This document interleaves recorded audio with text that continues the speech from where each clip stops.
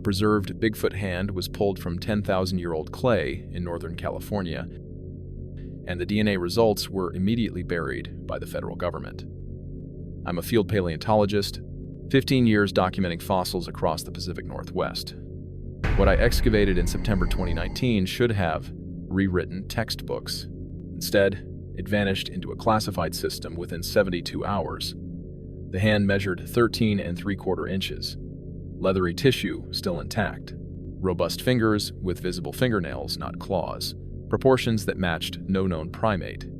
I photographed everything, logged every detail, followed every protocol I'd been trained to follow.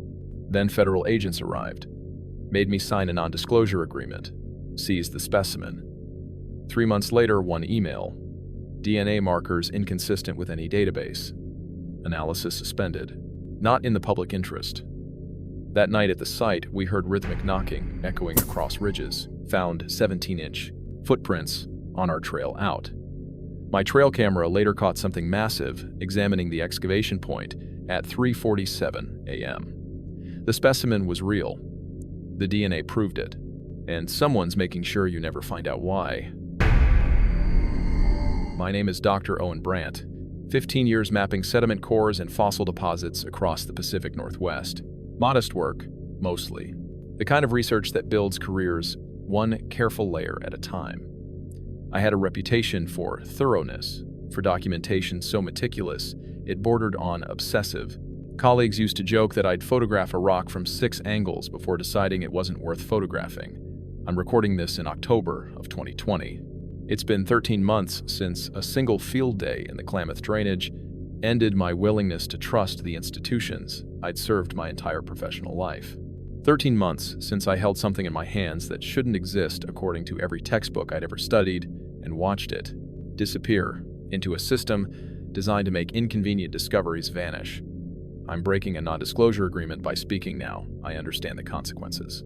I've spent months weighing them, the legal liability, the professional destruction, the very real possibility that this testimony will mark me as unreliable in the eyes of everyone I've worked with. But silence has become complicity, and I can't carry what I know alone anymore. This isn't a plea for belief. I'm not asking anyone to accept what I'm about to describe. I'm simply putting the facts on record, the measurements, the photographs, the documented chain of events, before those facts are completely erased. Because someone, somewhere, in a government office or university archive, is working very hard to ensure that what I found never becomes part of the official narrative. And that effort, more than anything else, tells me the discovery was real. I need you to understand something about my background first. I'm not someone who chases mysteries. My doctoral thesis was on isotope analysis in Pleistocene megafauna remains. I've spent the better part of 2 decades in mud and rain, extracting fragments of ancient bone from riverbanks and documenting extinction patterns with the kind of precision that puts most people to sleep. I believe in evidence. I believe in the scientific method. I believe that extraordinary claims require extraordinary proof. I had that proof. I photographed it. I measured it. I cataloged it according to every protocol I'd been trained to follow. And then I watched 3 people in business attire put it in a locked case and drive away, leaving me with a legal document that forbade me from ever discussing what I documented. Everything I'm about to tell you was recorded before it was taken from me. I have copies hidden, encrypted, stored in places where even a federal subpoena would have trouble reaching. The photographs exist. The field notes exist.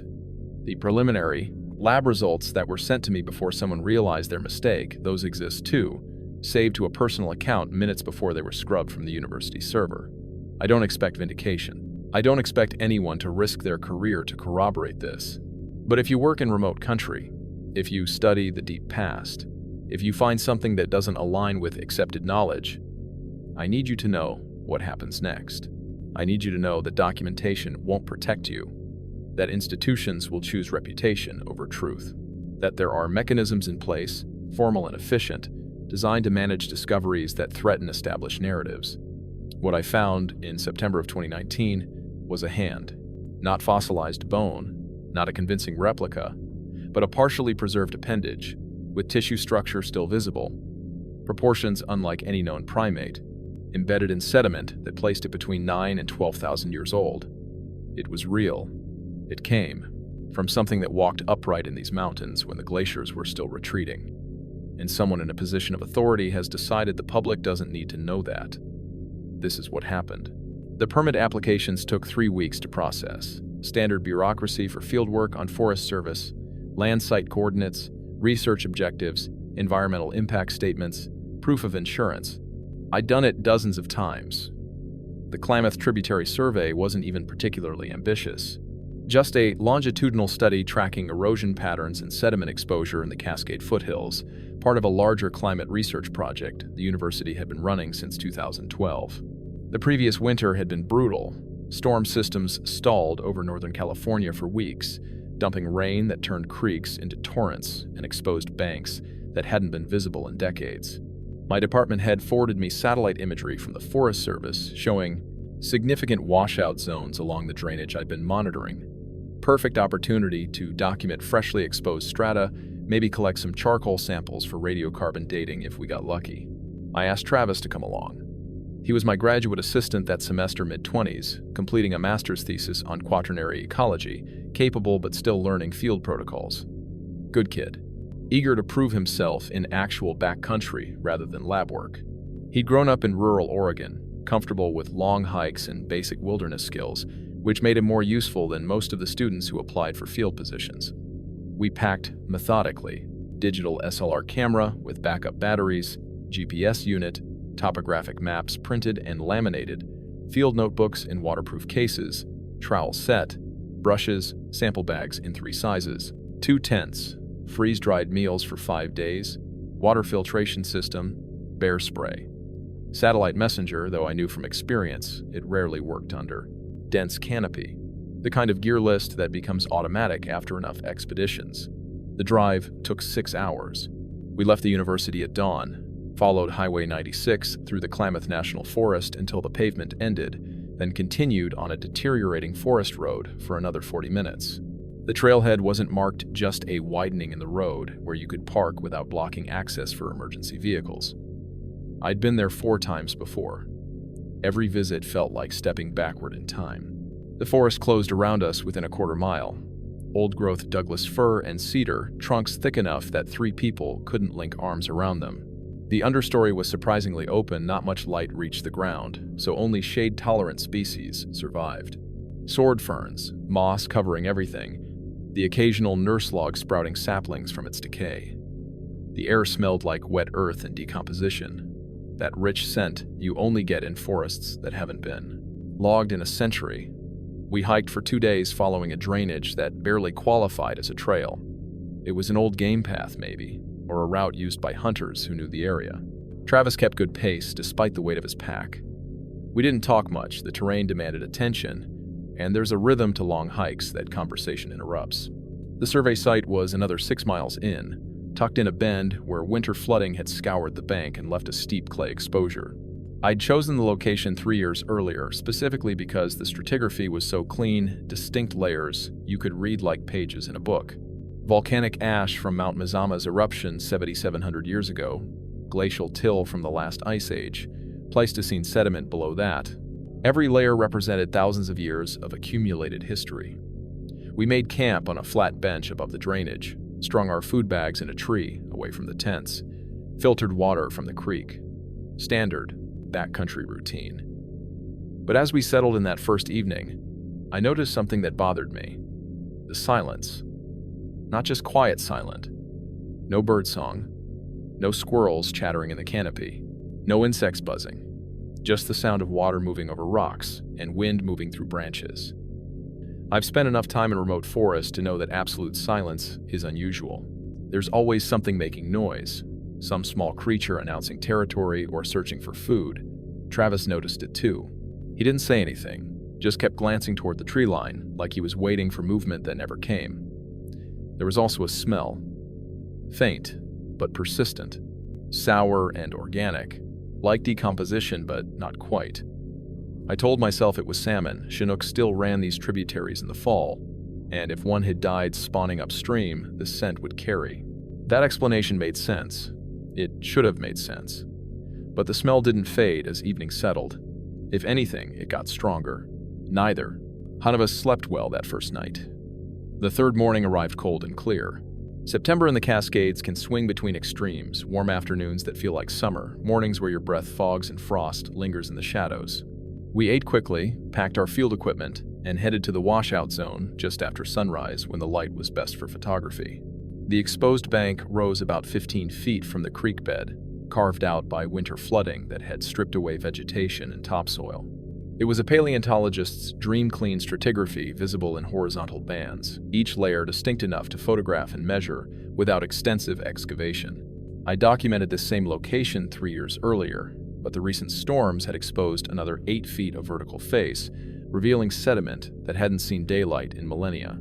I started at the top, photographing each layer with a scale card for reference, calling out observations while Travis recorded them. In the field notebook, volcanic ash from Mount Mazama, that distinctive white band that shows up all over the Pacific Northwest, deposited when the mountain collapsed 7,700 years ago and created Crater Lake. Below that, glacial till from the last ice age, a chaotic mix of clay and rounded stones carried by advancing ice sheets. Below that, older sediment, compressed and darker, dating back to the Pleistocene. We worked our way down methodically. I'd scrape away loose material with a trowel, examine what was revealed, photograph it if relevant, take samples if the context warranted. Slow work. The kind of research that doesn't make headlines but builds the geological record one documented layer at a time. Travis was working about 10 feet to my left when he called out, "Owen, you should look at this." His voice had changed. Not excited, careful. Like he'd found something but wasn't sure what he was looking at. I moved over to where he stood, his trowel held, motionless in one hand. He pointed to a dark protrusion in the clay, roughly 4 meters below the surface. At first glance, it looked like wood, maybe a branch buried during a flood event, mineralized over time. But the texture was wrong. Too regular, too organic. I knelt down for a closer look, pulling my brush from the tool belt. Started clearing away the clay in gentle strokes, the way you'd restore a delicate fossil. The protrusion was bigger than I'd initially thought, extending back into the sediment at an angle that suggested it had been compressed by the weight of everything above it. And then I saw the joints. Not the knots and whorls of buried wood, joints. Articulation points were separate structures connected. I stopped brushing and just stared for a moment, my brain trying to reconcile what my eyes were seeing with what should be possible in this context. I looked up at Travis. "Get the camera and the measurement scale. Don't touch anything else." He moved. Quickly, returning with the equipment, while I continued carefully exposing more of the structure. It took 20 minutes of painstaking work, removing clay grain by grain, before I had enough revealed to understand what we'd found. It was a hand. Not fossilized bone, I'd excavated enough prehistoric remains to know the difference. This had tissue preservation, leathery material that had mineralized but retained structural detail. I could see where connective tissue had once bound the joints, could trace the outline of what appeared to be tendon sheaths along what would have been the wrist. The proportions stopped me cold. It was massive. From what I could see without risking damage through further excavation, the span from wrist to the tip of what I assumed was the longest finger measured at least 13 inches. The phalanges, the finger bones, were thick and robust, built for gripping strength rather than fine manipulation. The thumb structure set at an angle, more pronounced than modern human anatomy. More like a gorilla's opposable thumb, but the overall shape was wrong for any known great ape. I photographed it from 6 angles, placed the scale card for reference, took measurements with calipers while Travis recorded the numbers. My hands were shaking slightly, though I tried to keep my voice steady while dictating observations. Appendage, partial, heavily mineralized with soft tissue preservation, visible in deep fascia. Stratigraphy suggests Pleistocene context, potentially 8 to 12,000 years before present based on surrounding sediment layers. Proportions inconsistent with known North American megafauna. Travis was quiet for a long moment. Then, "What is it?" "I don't know," I said. But that wasn't entirely true. I knew what it looked like. I knew what the proportions suggested. I just couldn't say it out loud yet, because saying it would mean accepting implications I wasn't ready to accept. I took 3 more photographs, checked the GPS coordinates twice, started sketching the site context in my field notebook with annotations about the surrounding stratigraphy, and tried to ignore the fact that my mouth had gone completely dry. Extracting the specimen took the rest of the day. We worked in shifts, one person excavating, while the other documented and watched for structural instability in the bank above us. The clay was dense and sticky, requiring constant, careful attention to avoid damaging whatever tissue structure remained intact after thousands of years of compression. By early afternoon, we'd exposed the entire appendage. It measured 13 3/4 inches from the distal end of what appeared to be the radius and ulna bones to the tip of the longest digit. The hand, because that's what it unmistakably was, showed 4 fingers and an opposed thumb. What remained of the skin had a leathery quality, darkened and partially mineralized, but still flexible in places where it hadn't fully petrified. The nails were the detail that made my stomach clench. Degraded keratin, yellow-brown and partially separated from the nail beds, but recognizable. Whatever this had belonged to had grown nails, not claws. That single detail eliminated every animal I could think of. Bears have claws. Primates have nails. And the only primates in North America 12,000 years ago should have been the ancestors of modern humans who'd migrated across the Bering Land Bridge. This wasn't human. The proportions were wrong, too robust, too thick through the palm and digits. The musculature suggested incredible gripping strength, but it also wasn't any extinct megafauna I'd studied. Not a ground sloth, not a short-faced bear, not anything that fit the established fossil record for this region and time period. Travis kept asking questions I couldn't answer. How old is it? Could it be a hoax? What do we do with it? We document everything, I told him. Photographs, measurements, exact GPS location, stratigraphic context. We treat this like any other significant find and let the analysis determine what it is. But I wasn't following my own advice internally.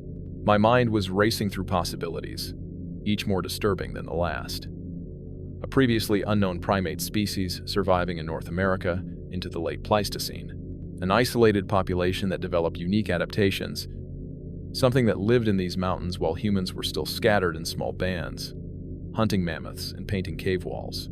We wrapped the specimen in field cloth soaked with distilled water to keep the tissue from drying out too quickly, then placed it carefully in a cooler with desiccant packs arranged around but not touching the material. I tagged it with collection date, location, depth, and my signature. Standard archaeological protocol. Everything by the book. The specimen weighed approximately 11 pounds, heavy enough that carrying it in the cooler made for an awkward load, but not unreasonably so. We secured it in Travis's pack. He was younger and stronger and headed back to camp as afternoon shadows lengthened. I kept looking over my shoulder. The forest felt different now. Still silent, that oppressive absence of birdsong and small animal sounds, but charged somehow, like we were being observed.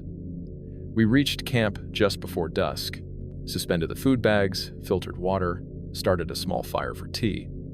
Standard evening routine. But neither of us was relaxed. Travis kept glancing toward the tree line. I found myself listening to every small sound, trying to identify sources I normally would have ignored. We ate dinner in near silence. Freeze-dried stroganoff that tasted like cardboard.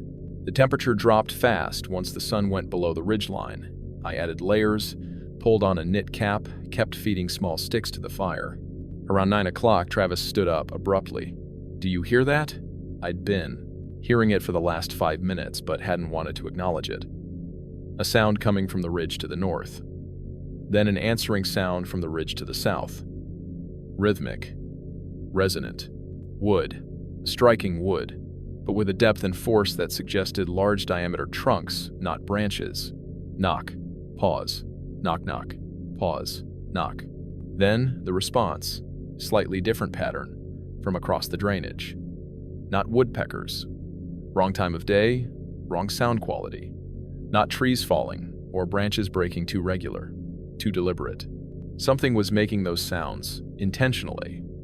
Something with enough strength to strike wood hard enough that the impacts echoed across a mile of forest. The knocking continued for 20 minutes, sometimes from one direction, sometimes from the other, occasionally overlapping. A conversation, almost, or a signal system. I'd read references to similar sounds in wildlife reports, usually dismissed as natural phenomena or logging activity. But we were miles from any active logging, and there was nothing natural about the precision of those intervals. Travis looked at me in the firelight, His face was pale. "What's doing that?" "I don't know," I said again. But this time we both knew I was lying. We didn't sleep well that night. I lay in my tent listening to every sound, the creak, the wind, the occasional snap of a branch somewhere in the darkness. And underneath it all, a growing certainty that whatever had left that hand in the clay 4 meters below the surface wasn't entirely extinct. Something was still out here, and it knew we'd found its ancestor. We broke camp at first light, neither of us having slept more than an hour or two. The knocking had stopped around midnight, but the silence that followed felt worse somehow, like something had finished its conversation and was now just watching. I made Travis carry the specimen, not because I wanted to pass off the responsibility, but because his pack had better weight distribution and we had a long hike ahead of us. The cooler added 11 pounds to his load, awkward and unbalanced, but he didn't complain. He just kept his eyes on the trail and moved steadily. The forest felt different in daylight. Still too quiet, that absence of birdsong that had bothered me from the first day, but now I understood it differently. Animals go silent when predators are near. When something higher on the food chain enters their territory, I'd attributed the silence to coincidence, to seasonal patterns, to anything except the obvious explanation. We were being watched. About 2 miles from camp, I noticed the first marker, a line of river stones balanced on a downed log that crossed the trail, not scattered, randomly arranged. Deliberate spacing, each stone roughly the same size, positioned with enough precision that they hadn't rolled off despite the log's uneven surface. I stopped and photographed them, trying to keep my hands steady. Travis saw them too. "Could be from another hiking party," he said. But his voice was uncertain. "We're 6 miles from the nearest marked trail," I reminded him. "And these stones are fresh.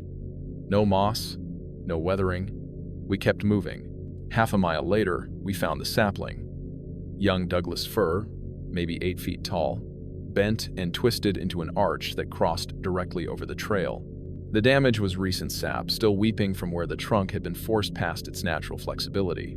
The top of the sapling had been woven through lower branches and secured somehow, creating a structure that couldn't have formed naturally. I'd read about these. Stick structures, they're called in the reports I dismissed as folklore. Markers of some kind, though no one agrees on their purpose. Territory boundaries, maybe, or warnings. The scientific literature doesn't acknowledge them because there's no accepted explanation for what would create them. But standing there, looking at a living tree bent into an impossible shape, with no tool marks, no cut ends, just raw force, applied with enough precision to achieve a specific result, I couldn't dismiss it anymore. "We need to move faster," I said. The last marker appeared near the trailhead, where the forest opened into the area where we'd parked. A single footprint in soft mud beside the trail, recent enough that water was still seeping into the depression. I knelt down next to it, pulled out my measurement scale, and took 3 photographs before Travis could ask me not to. 17 inches long, 7.5 inches wide at the ball. 5 distinct toe impressions, the largest nearly 3 inches. Deep pressure at the heel. Whatever made this track weighed considerably more than a human. The stride suggested bipedal locomotion, weight distribution consistent with upright walking. I looked at Travis. He was staring at the print, his face completely drained of color. "My grandfather used to tell stories," he said, quietly. "When I was a kid, about things in the timber that weren't animals, things that walked like men but weren't men. He said the old loggers knew to stay out of certain valleys. Said there were places where the rules were different." "You never mentioned this before," I said. "You're a scientist," Travis replied. "I didn't think you'd take it seriously." I stood up, my knees aching from the crouch, looked back toward the forest where we'd spent the last 3 days. Somewhere in that silence, something had watched us excavate the hand, had followed us back to camp, had communicated across the drainage using sounds that echoed like deliberate speech, had marked our exit route with signs I could no longer pretend were coincidence. "Let's go," I said. "We need to get this specimen to the university." The drive back felt surreal. Civilization appearing in stages, first the paved forest road, then Highway 96, then the familiar sprawl of town. I dropped Travis at the apartment, told him I'd handle the initial report, and drove directly to my office. I filed the paperwork by 5 p.m. Preliminary find report, GPS coordinates, photographic documentation, recommended next steps for analysis, standard protocol. I arranged secure storage for the specimen in the paleontology lab's climate-controlled vault and went home feeling like I'd done everything correctly. My department head called at 7:30. His voice was tight, controlled, the way people sound when they're reading from a script. "Owen, we need you to halt all communication about the specimen. Don't discuss it with colleagues, don't post anything online, don't contact any labs directly. There's going to be a site visit tomorrow. Just be available and don't talk to anyone until after the meeting." "What kind of site visit?" I asked. "I can't discuss that right now. Just be here. 9 a.m. He hung up before I could respond. I sat in my living room, staring at my phone, understanding with absolute clarity that everything was about to change. That whatever I'd found in that clay bank, it wasn't going to become part of the published record. That institutional science, the system I'd trusted for 15 years, was about to demonstrate exactly how it handles discoveries that don't fit the accepted narrative. I backed up all my photographs to an encrypted drive, copied my field notes, saved everything I could to personal accounts before someone decided I shouldn't have access anymore. Then I waited for morning, knowing that 9 a.m. would not be a normal peer review. 3 people arrived at my office at 9 a.m. Exactly. The Associate Dean of Research, a man I'd met maybe twice in faculty meetings, always focused on grant applications and funding cycles. A woman from the university's legal office, carrying a leather portfolio and wearing an expression that suggested this was purely transactional business. And a third man, introduced only as Dr. Calloway, who presented federal credentials but no agency affiliation. Calloway was the one who took control of the meeting. Polite, almost apologetic in tone, but absolutely certain in his authority. He asked to review my photographs and field notes, which I provided as copies. He studied them in silence for 10 minutes while the others waited, his face revealing nothing. "The specimen is currently in your lab's secure storage?" he asked finally. "Yes. Climate-controlled vault. Only 3 people have access codes. We'll need it transferred today. This afternoon. Ideally. Transferred where?" I kept my voice neutral, professional, playing the role of cooperative researcher even as warning bells rang in my head. "To a facility better equipped for this kind of analysis. The tissue preservation you've documented is unusual. It requires specialized protocols." The Associate Dean cleared his throat. "Dr. Brandt, the university is prepared to fully support this research. But given the preliminary nature of the find and the potential for misinterpretation, we feel it's important to handle the analysis through appropriate channels." "What channels?" I asked. "I can recommend 3 excellent labs that specialize in ancient DNA extraction. I've worked with them before on mammal remains. They're peer-reviewed, published, completely reputable." Calloway shook his head slightly. "This situation requires a different approach. The material you've recovered exhibits characteristics that place it outside standard paleontological protocols. For everyone's protection, yours included, we need to ensure proper handling." The legal attorney opened her portfolio. "We're asking you to sign a non-disclosure agreement. It's standard procedure for sensitive biological material pending classification. You'll maintain access to your research, but external communication will need to go through official channels until the analysis is complete." She slid a document across my desk. 6 pages, dense legal language, terms like ongoing investigation and national security considerations and unauthorized disclosure. I read it twice, my stomach tightening with each paragraph. "I'm being asked not to discuss my own fieldwork," I said carefully. "Not to publish, not to present at conferences, not to consult with colleagues. For how long?" "Until the appropriate review process is complete," Calloway said. His voice remained calm, almost soothing. "Dr. Brandt, I understand this feels restrictive, but some findings benefit from discretion, particularly when preliminary results might be subject to misinterpretation by non-specialists. You've documented something genuinely unusual. That's exactly why we need to be careful." I looked at the 3 faces watching me. The dean, clearly uncomfortable but deferring to higher authority. The attorney, completely neutral, treating this as just another contract. And Calloway, whose polite demeanor couldn't quite hide the steel underneath. This wasn't a request. This was a notification that my cooperation was expected, and non-cooperation would have consequences. If I refused to sign? The attorney answered. The university would be required to suspend your access to the specimen pending resolution of custody questions. Your research funding could be affected, and depending on how the situation develops, there could be implications for your continued employment. There it was, the unspoken threat wrapped in bureaucratic language. Sign or lose everything. I signed. Calloway nodded, satisfied. Thank you. We'll arrange transport for the specimen this afternoon. You'll receive updates as the analysis progresses. And Dr. Brandt, he paused, meeting my eyes directly for the first time.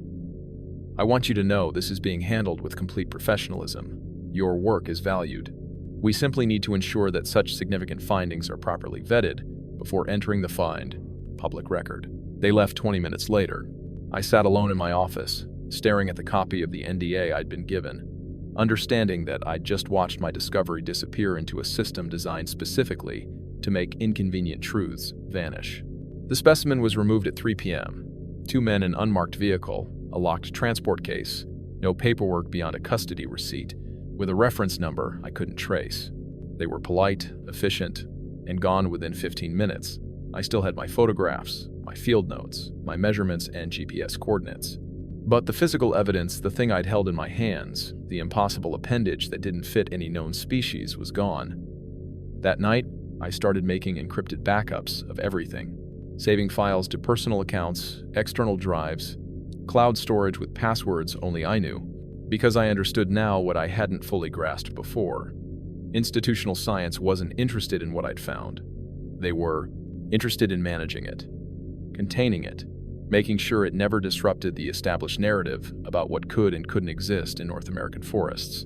I waited for the updates Calloway had promised. Waited for the analysis results, the radiocarbon dates, the DNA sequencing that would tell us what species that hand belonged to. I'm still waiting. But 3 months later, I received one email. And that email told me everything I needed to know about how far they were willing to go to keep this quiet. The weeks after the specimen was taken felt like waiting for a verdict that never came. I sent follow-up emails to the address Calloway had provided, polite inquiries about timeline, analysis protocols, preliminary findings. Every response was automated. Your message has been received. Updates will be provided as they become available. I tried calling the university's research office. The associate dean's assistant told me he was unavailable, then stopped returning my fade calls entirely. The legal office referred me back to the email address that only sent automated replies. I was being managed, quietly, efficiently, with just enough acknowledgement to prevent me from escalating, but never enough information to satisfy any actual scientific curiosity. So I started researching on my own. Quietly, the kind of inquiry that doesn't leave official traces. I pulled old Forest Service reports from archives that most people don't know exist, incident logs, trail maintenance records, ranger field notes from decades past, dry bureaucratic language documenting things that didn't quite fit standard wildlife categories, unusual vocalizations reported by trail crew, origin undetermined, large bipedal tracks observed near Marble Mountain, species unidentified, construction equipment vandalized, method of damage inconsistent with known animals. The reports were always brief, always inconclusive, always followed by no further action. I found references to the Karuk and Yurok tribes' oral traditions, stories about the forest people who lived in the high country before humans arrived, who never fully left, who maintain their own territories according to rules we don't understand. Academic anthropologists had documented these accounts, but always with the implicit assumption that they were metaphorical. Cultural memory of some historical encounter, perhaps. Symbolic representation of wilderness itself. But sitting in my office, looking at photographs of a hand that shouldn't exist, I started reading those accounts differently. Not as metaphor, as testimony. I discovered online forums, amateur researchers, retired law enforcement, hunters who'd seen things they couldn't explain. Most of it was noise, people chasing shadows or misinterpreting natural phenomena. But buried in the speculation were detailed reports that matched patterns I recognized. Stick structures built with precision that required intelligence, vocalizations that sounded almost like language, strategic behavior that suggested observation and planning. And then I found the 1967 incident. A construction crew working on a logging road expansion near the Klamath watershed had reported finding a cache of deer bones arranged deliberately in a clearing, not scattered by predators stacked. The foreman documented it with photographs, noted the complete absence of tool marks or human footprints, and filed a report with the Forest Service. The crew refused to return to the site. The project was quietly relocated to a different drainage. The photographs were still in the archive. Deer skeletons, some fresh, some older, laid out in what looked almost like intentional display. Skulls positioned at cardinal points, long bones sorted by size, and in the background of one image, barely visible in the tree line, something dark and upright that the photo caption didn't mention. I enlarged the image on my screen, adjusted the contrast, studied the shape until my eyes burned. It could have been a shadow, a trick of light and vegetation. But the proportions were wrong for a tree, and the posture suggested something standing still, watching the humans who discovered its territory. The crew foreman's notes included one additional detail the official report omitted: found partial footprint near the bone cache, at least 18 inches long. Took photo but camera malfunctioned, film exposed. Supervisor advised we not discuss this further. I printed everything I found. Built a file that would never be submitted to any peer-reviewed journal, but documented a pattern I could no longer ignore. Evidence scattered across decades, always dismissed, always explained away, always handled by people who seemed more interested in containment than investigation. My discovery wasn't an anomaly. It was the latest in a long series of finds that didn't fit the narrative, and like all the others, it was being carefully erased from the official record. I started drafting notes for something that wasn't a scientific paper, a private account, a testimony for anyone who might one day ask the right questions and know where to look for answers the institutions wouldn't provide. The deeper I dug into the history, the more I realized I wasn't researching an unknown species. I was documenting a cover-up that had been operating for at least 50 years, maybe longer. And somewhere in a government office or university archive, there were people whose entire job was making sure discoveries like mine never disrupted what the public was allowed to believe about the wilderness we thought we'd mapped and cataloged and understood. The email arrived on January 14th, 2020, 3 months and 2 weeks after I'd signed the NDA. The sender address was unlisted, just a string of numbers and letters that couldn't be traced or replied to. Subject line: Preliminary Analysis Specimen KR1909. I opened it. In my office with the door closed, my hands shaking slightly. This was what I'd been waiting for. The results that would tell me what I'd actually found in that clay bank. The message was clinical, precise, completely devoid of the kind of context or interpretation that normally accompanies scientific findings. Just raw data points presented in the most minimal format possible. Radiocarbon dating conducted using accelerator mass spectrometry. Tissue samples yielded dates ranging from 9,200 to 11,400 years before present, consistent with stratigraphic context reported in field documentation. DNA extraction attempted using standard ancient DNA protocols. Initial sequencing produced markers inconsistent with reference database parameters. Samples submitted for extended analysis using next-generation sequencing methods. Results demonstrate genetic sequences that do not align with any known genome in GenBank, forensic databases, or comparative primate studies. Markers suggest divergence from established hominid lineages outside currently accepted taxonomic frameworks. Further analysis suspended pending institutional review. Publication or external discussion of these findings is not in the public interest at this time. Additional inquiries should be directed through official channels. I read it 3 times. Then I forwarded it to my personal email account before my brain fully caught up with what I was doing. 30 seconds later, I tried to access the original message in my university inbox. It was gone, deleted remotely, erased as if it had never existed. But I had the copy. Saved to an account the university didn't control, backed up to an encrypted drive within 5 minutes, documented with screenshots and timestamps that proved I wasn't fabricating this. The specimen was real, 9 to 11,000 years old. Genetic markers that didn't match anything in our databases. A species that diverged from the human evolutionary line so long ago, or in such a different direction, that our entire framework for understanding primate development couldn't accommodate it. And the official response wasn't curiosity or excitement or scientific inquiry. It was suspension, classification, a determination that this information was not in the public interest. I sat in my office for an hour, staring at the saved email, understanding the full weight of what I was being told. They'd analyzed it. They knew what it was, or at least knew enough to recognize it didn't fit. And instead of pursuing that knowledge, instead of asking the questions that any legitimate scientific institution should ask when confronted with evidence of an unknown species, they decided the better choice was silence, not in the public interest. That phrase kept circling in my mind. Who decided that? What criteria determined that evidence of a surviving archaic hominid species living in North American forests into the present day was information the public didn't need or deserve to know? I thought about the hand I'd held. 11 pounds of preserved tissue, connective structure still visible, proportions that spoke of enormous strength. I thought about the knocking sounds that echoed across the drainage, the stick structures marking our route, the 17-inch footprint near the trailhead.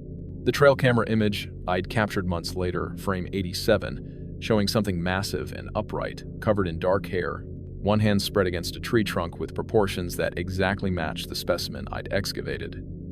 They knew. Whoever sent that email, whoever made the decision to suspend analysis, whoever determined this wasn't in the public interest, they knew the hand came from something still living, still present in those mountains, still maintaining territories and communication patterns, and a hidden existence that official science had decided was better left unacknowledged. I started writing that night, not a research paper, not something meant for peer review or academic publication, a private testimony, an account of what I'd found and what had been done with it, documentation for anyone who might someday need to know that the official story, the published record, the accepted narrative about what does and doesn't exist in North American wilderness was incomplete by design. I had no specimen, no way to force transparency through normal channels, no recourse except the written record, hidden and encrypted, waiting for a future where maybe the truth mattered more than institutional reputation. The email had told me everything I needed to know. The hand was real. The analysis had confirmed it came from something that shouldn't exist, according to every textbook and fossil record we'd built our understanding on. And powerful people in positions of authority had looked at that evidence and chosen suppression over disclosure. I'd been effectively silenced, not through threats or intimidation, but through the simple mechanism of taking my discovery and making it disappear into classified channels where questions weren't welcome and transparency wasn't possible. But I still had my photographs, my field notes, my measurements and coordinates. And now I had confirmation that what I'd held in my hands was exactly as impossible as it had seemed that morning in September when Travis called me over to look at something dark protruding from ancient clay. The truth existed, it just wasn't allowed to be public. I couldn't let it go. The email had confirmed everything, 9 to 11,000 years old, genetic markers matching nothing in our databases, analysis suspended because the results were too disruptive, not in the public interest. By late spring of 2020, I'd made a decision that probably violated my NDA. I told Travis I needed to verify stratigraphic context at the site. He didn't ask to come. I think he was relieved to have distance from the whole thing. I went alone in early May.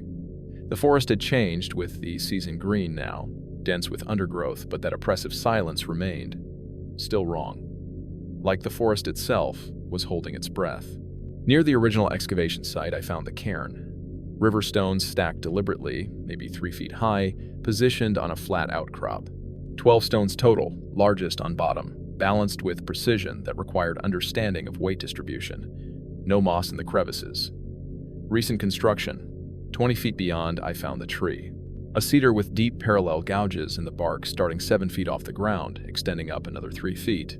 4 distinct marks, evenly spaced, cutting through bark into wood. Too deep for a bear, wrong pattern for elk. The spacing suggested fingers. I measured with calipers, each gouge 2 to 2.5 inches wide, nearly an inch deep into solid wood. Near the tree base, another footprint.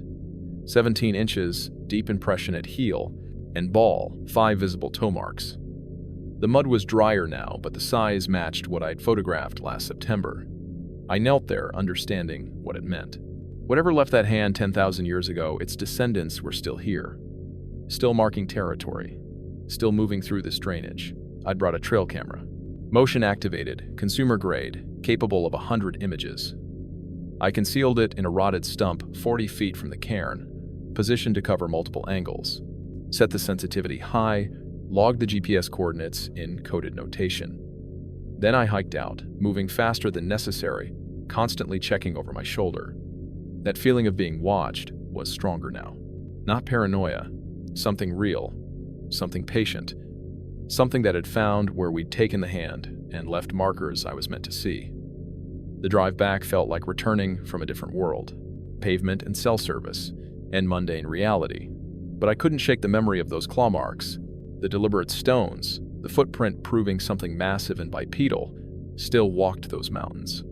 I didn't tell anyone about the camera. Not Travis, not colleagues, not even in my private notes. Some documentation needed to remain completely secret. 3 weeks. That's how long I'd wait before checking the camera. Long enough for something to happen.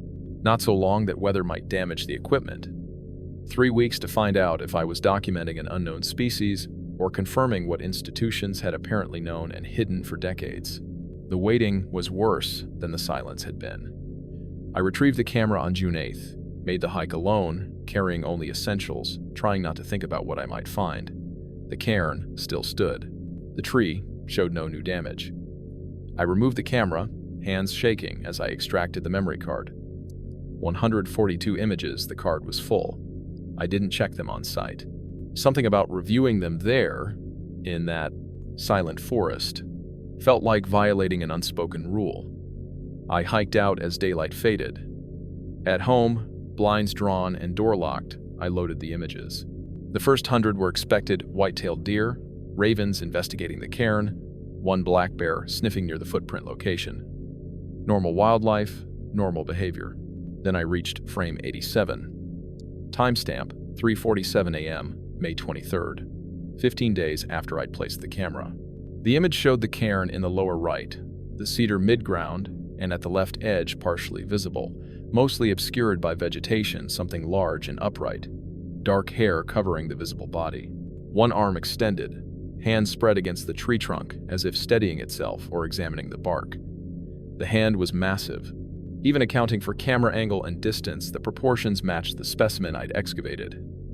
4 fingers and opposed thumb, thick through the palm. The posture suggested deliberate positioning, not casual. Animal movement. I enlarged the image until pixels broke apart, studied the arm muscular, covered in coarse dark hair. The hand showed individual fingers clearly articulated, thumb positioned to allow both power grip and precision manipulation. Frame 88, 1 second later, showed empty forest. Whatever had been there moved with speed, suggesting incredible reflexes or awareness of the camera. 1 second to disappear completely. The remaining images showed nothing. Normal wildlife resuming patterns after whatever appeared in frame 87 departed. I saved the file to an encrypted drive, made 3 backup copies in different locations, deleted the original from the memory card and overwrote it. Standard protocols for evidence that would never be accepted officially. Then I studied that single frame for hours, comparing the hand proportions to my measurements from the excavated specimen. They matched. Exactly. The same robust finger structure, the same pronounced thumb articulation, the same proportions that didn't fit any known primate.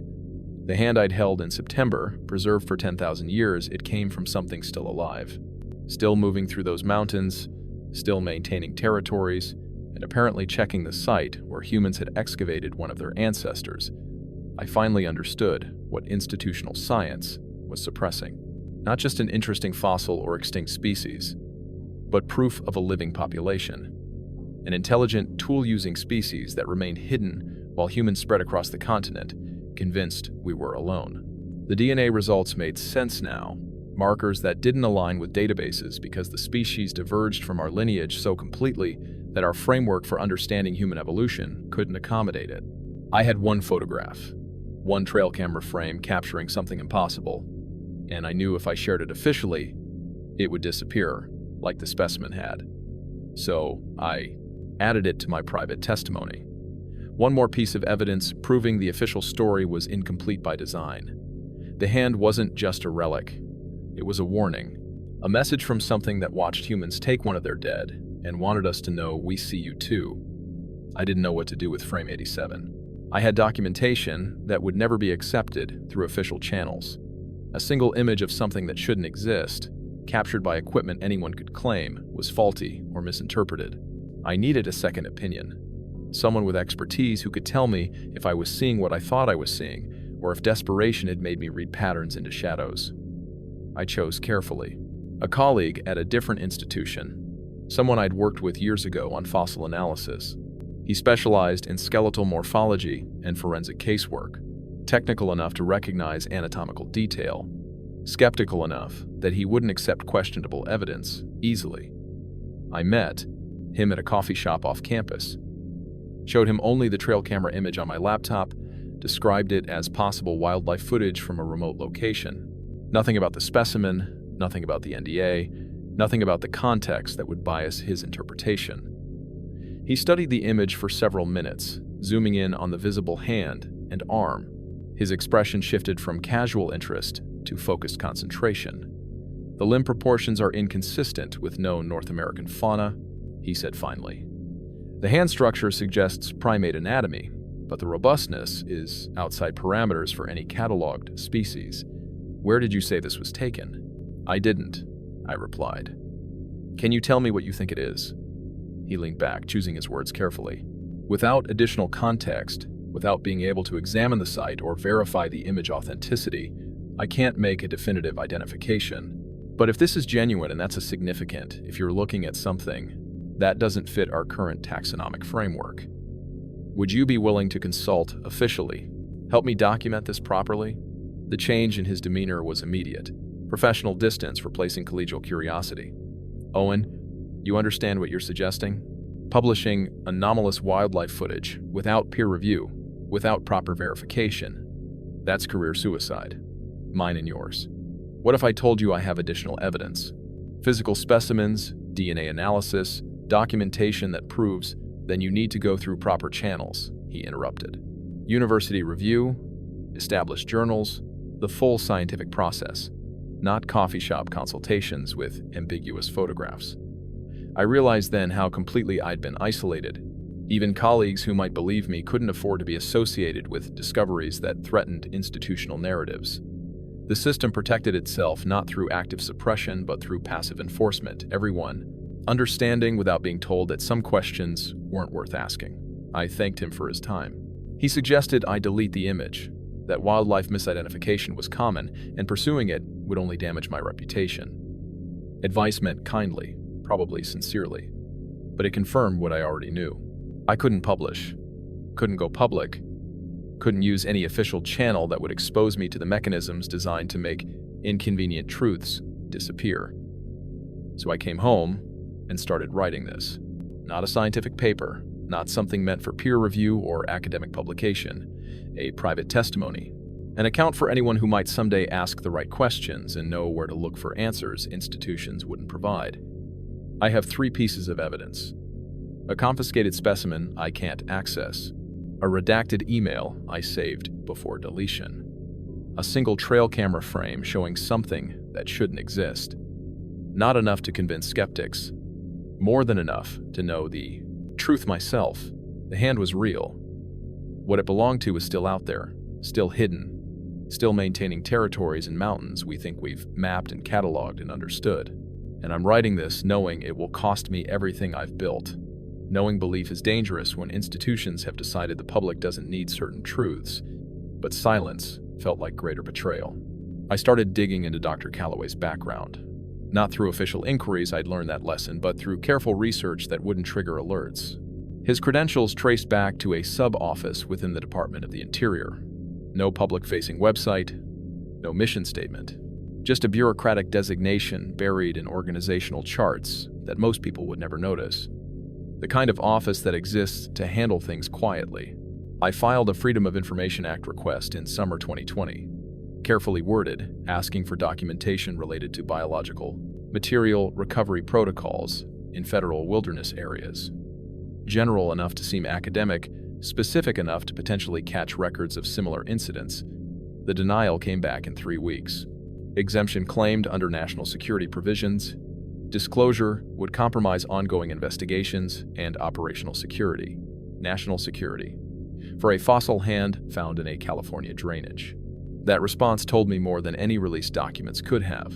Whatever Callaway's office handled, it operated under classifications that put it beyond public scrutiny. Questions weren't just discouraged, they were legally prohibited. I reached out to the one person I thought might give me context. A retired Forest Service ranger I'd met years ago during permit applications. He was in his 70s now, had worked the Klamath region for 30 years before retiring in the early 2000s. We met at his property outside Eureka. He listened to my carefully edited account finding unusual biological material, federal involvement, institutional suppression, without interrupting. When I finished, he was quiet for a long time. Then, there have been at least 4 incidents I know about, maybe more.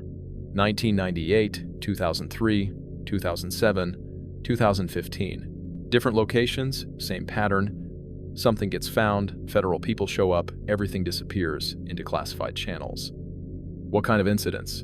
Biological anomalies, they called them. Physical evidence that didn't fit normal wildlife categories. I was never read into the details, but rangers talk. You hear things. Skeletal remains that looked human but weren't quite right. Track casts that couldn't be identified. One case involved hair samples with unusual follicle structure. And it was always handled the same way? Same way. People from outside the district. Credentials nobody recognized. Everything collected under security protocols. Local. Documentation sealed or destroyed. And everyone involved understood they didn't discuss it. Did you ever see anything yourself? In 3 decades out there? He looked toward the tree line at the edge of his property. Things I couldn't explain. Sounds that didn't match known animals. Structures made from branches that seemed intentional. Places where wildlife wouldn't go, like they knew something I didn't. He paused. And once, maybe 20 years ago, tracks near the Trinity Alps. Bipedal, definitely. Too big for human, wrong shape for bear. I photographed them, filed a report. Week later, my supervisor told me the photos were lost, and I should focus on documented species. You think it's coordinated? A systematic cover-up? I think some things stay hidden because powerful people decide the public doesn't need to know. Whether that's coordination or just institutional inertia, I couldn't tell you. But your case fits the pattern exactly. He walked me to my truck, offered one final piece of advice. Some things stay buried for a reason. Not saying that reason is good, just saying you need to understand the cost of digging them up. I drove home understanding my discovery wasn't unique. It was the latest in a series stretching back decades. Evidence appearing, being suppressed, disappearing into archives that nobody could access.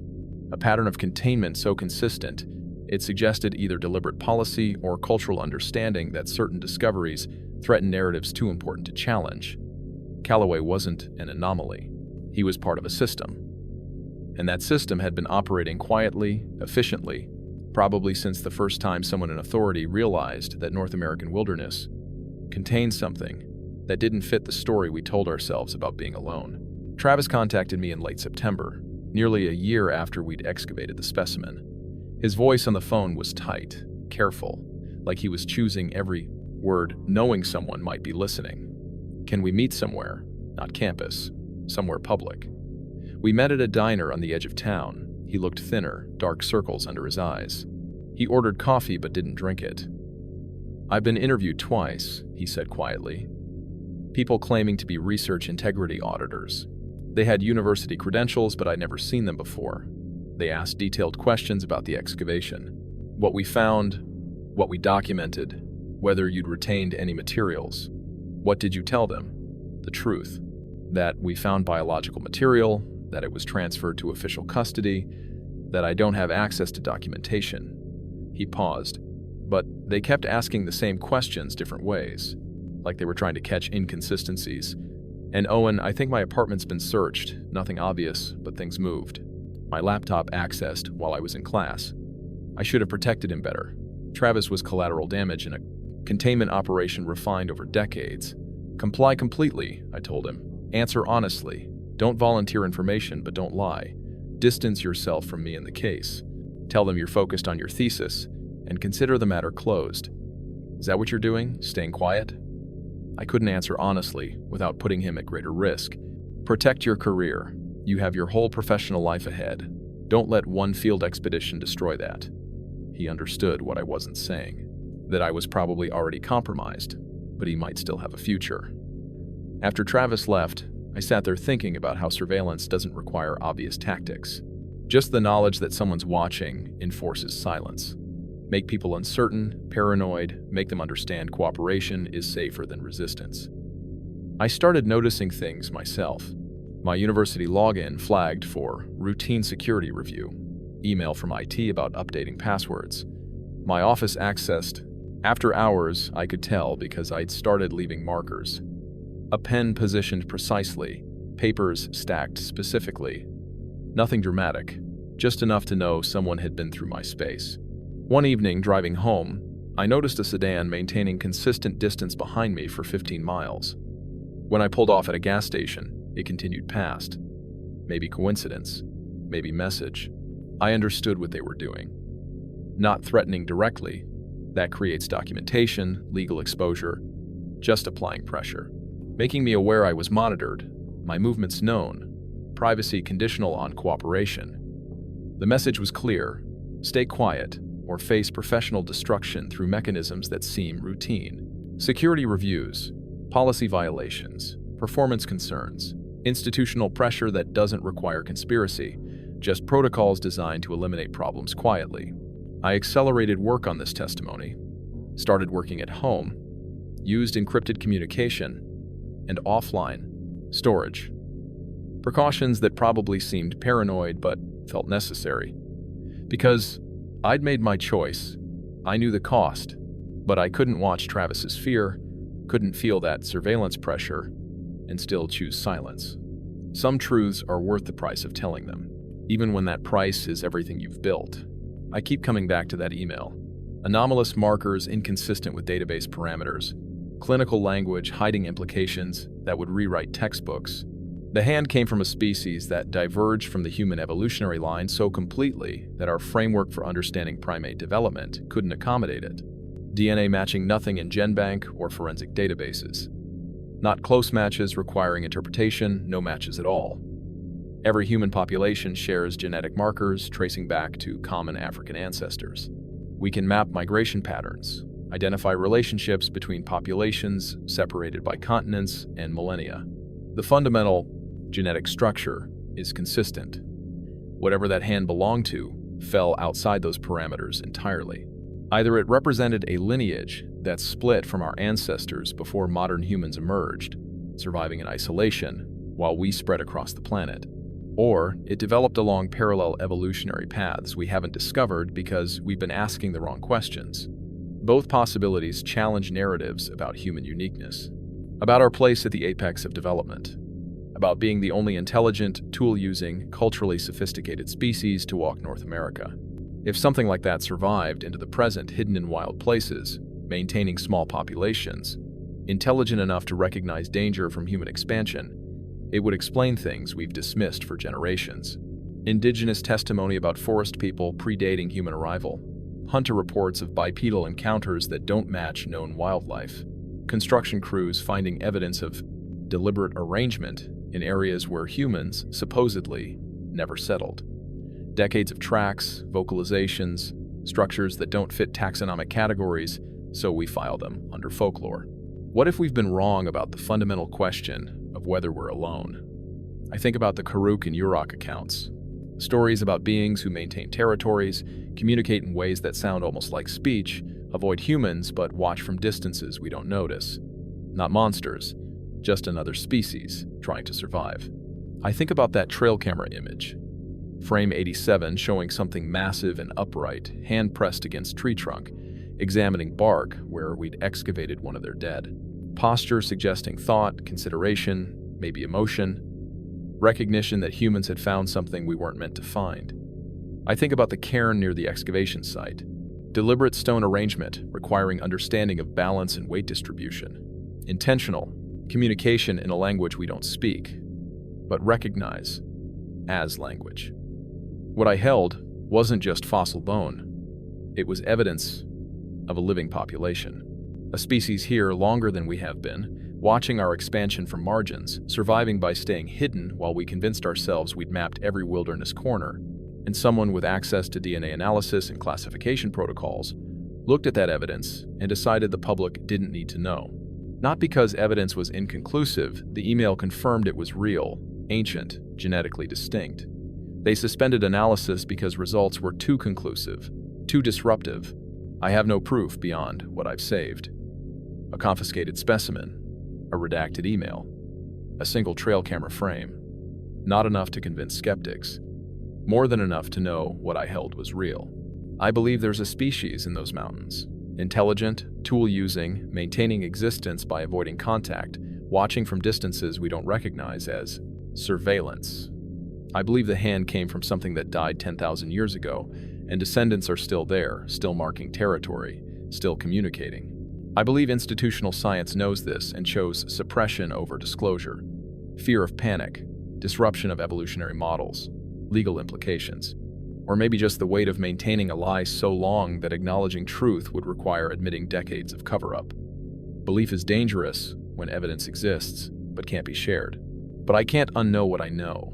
The hand was real. What it belonged to is still out there, and I'm recording this knowing it will cost everything, because silence felt like greater betrayal. I'm releasing this testimony in October 2020, 13 months after I held that hand and watched it disappear into a system designed to make inconvenient discoveries vanish. I have no expectation of vindication, no illusion my career will survive if this goes public. The NDA I signed is legally binding. The university will terminate my employment. Callaway's office will likely pursue additional action. Everything I've built over 15 years will be destroyed. But silence became complicity, and I can't carry what I know alone anymore. I made one final trip to the site in late August. No cameras this time. Just a quiet walk to the washout where we'd excavated the specimen. The clay bank had eroded further. The cairn was gone, scattered by winter storms or deliberately dismantled. But on a flat stone near the excavation point, I found something new. A smooth river cobble, deliberately placed, balanced upright, positioned where it couldn't have rolled naturally, where something wanted it seen. I stood there for a long time, understanding it as message, acknowledgement. We know you were here, we know you know. I left the stone where it was, walked back through that silent forest feeling watched but not threatened. Whatever was out there had let us take one of their dead, had observed our response, and chosen to leave a marker rather than confrontation. If you work in remote country, if you study the deep past, if you find something that doesn't fit accepted knowledge, document everything. Trust no one in authority. Prepare for your discovery to be taken from you. The hand I held was real. The DNA analysis confirmed it came from something that shouldn't exist, according to our textbooks. What it belonged to is still out there, still hidden, still maintaining territories in mountains we think we understand. And someone, somewhere, is making sure we never ask the right questions. You can believe this or not. I'm just telling you what happened. What you do with that information is up to you.